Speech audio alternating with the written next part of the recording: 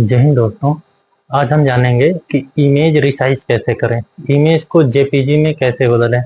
आप जैसे भी कोई फॉर्म भरते हैं और आप मोबाइल से भरना चाहते हैं तो उस स्थिति में आपको दिक्कतें आती हैं कि जो फोटो सिग्नेचर और थम्स है, ऐसे भी कोई डॉक्यूमेंट है तो उनको आप केबी एमबी में जो कन्वर्ट नहीं कर पाते हैं, या फिर आप साइज छोटा बड़ा नहीं कर सकते हैं। उस टाइम पे दिक्कतें आती हैं। तो ऐसी सभी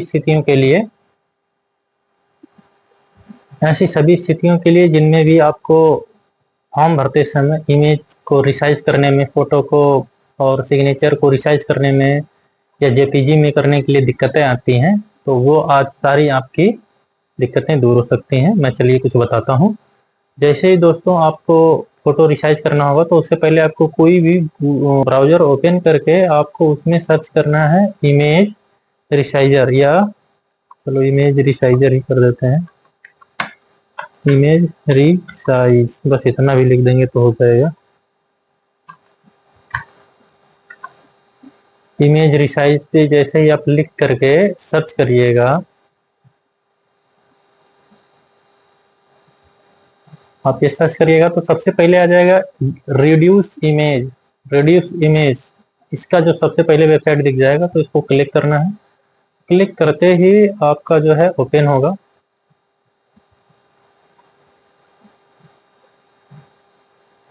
ओपन होगा तो इस टाइप का पॉपअप खुलेगा आपका। ये आपको जैसे दिखेगा रिसाइज एन इमेज। इसके लिए आपको एक इमेज अपलोड करने के लिए यहाँ सेलेक्ट करने के लिए बोलेगा आप किस इमेज को जो है रिसाइज करना चाहते हैं। तो यहाँ से हम सेलेक्ट कर लेते हैं एक इमेज को। आप चाहे तो कैमरा से भी ले सकते हैं, चाहे तो आप फोटो खींच के रखें उसमें से ले सकते हैं। तो हमारे पास कोई भी इमेज है, मैं उसको ले लेता हूँ। मान लीजिए मेरे पास ये डॉक्यूमेंट है, इस डॉक्यूमेंट को ले लेता हूँ। डबल क्लिक से यहाँ सेलेक्ट हो जाएगा और उसके बाद ये हमने सेलेक्ट कर लिया, ये सेलेक्ट इमेज हो गया। उसके बाद ये जो 70 दिखाई दे रहा है ना, विड्थ और हाइट, ये जो है 70-70 यानी सेम सेम रहेगा। तो इस स्थिति में हम क्या चेक करेंगे कि रिसाइज इमेज, जब रिसाइज इमेज का हम जो रिजल्ट देखना चाहेंगे इस पर क्लिक कर देंगे तो रिजल्ट क्या आएगा, वो नीचे आएगा। तो ये कितने केबी का है, ये आ गया आपका 6.76 केबी का आया है, क्योंकि वो ऑलरेडी 13 केबी का था तो वो और कम हो गया। अब इससे आप और कम बेसी करना चाहते हैं, मान लीजिए वो तो हमारा ऑलरेडी कम है, तो अगर कम करना चाहते हैं तो ये जो 70 है ना, 70 को आप 40 पे कर लें, 30 पे कर लें तो वो थोड़ा अलग रिजल्ट आ जाएगा। तो जैसे मान लीजिए मैंने 40 कर दिया इसको, तो नीचे वाला अपने आप 40 हो जाएगा। तो फिर से हमें रिसाइज इमेज पे क्लिक करना पड़ेगा। इमेज रिसाइज इमेज पे क्लिक करते ही लास्ट में आपका इधर आएगा रिजल्ट। ये आपका रिजल्ट क्या आ गया, अभी उसके पहले जितना था ना उससे कम आएगा। ये कम करने के लिए था। ये तो हमारा ऑलरेडी 13 केबी का था, इसलिए 3 केबी के आसपास आ गया।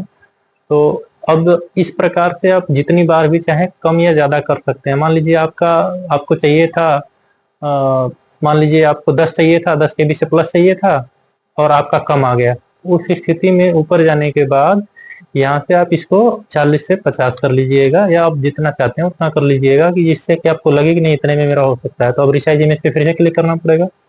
फिर से क्लिक करिएगा तो ये देखिए चेंज आ जाएगा थोड़ा सा। पहले 3 केबी था, अब ये 4 केबी हो गया। मतलब मेरा जो मैंने फोटो सिलेक्ट कर रखा था वो कम केबी का ऑलरेडी था। तो यदि आपका जो भी केबी रहेगा, हो सकता है आपका 1 एमबी का हो, तो आप उससे कम करते करते इस हिसाब से कम कर सकते हैं।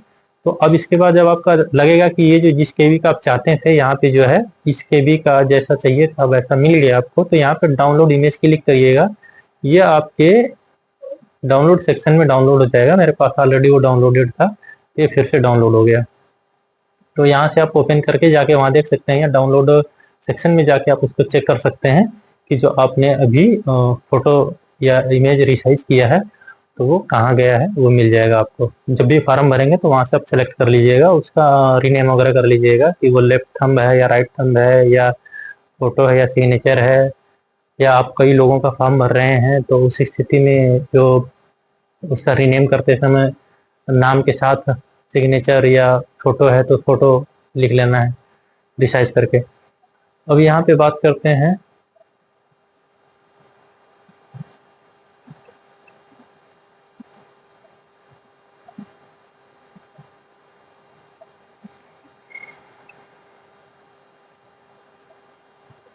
जो आपका ये अभी डाउनलोड हुआ है, ये आपका जेपीजी में डाउनलोड हुआ है।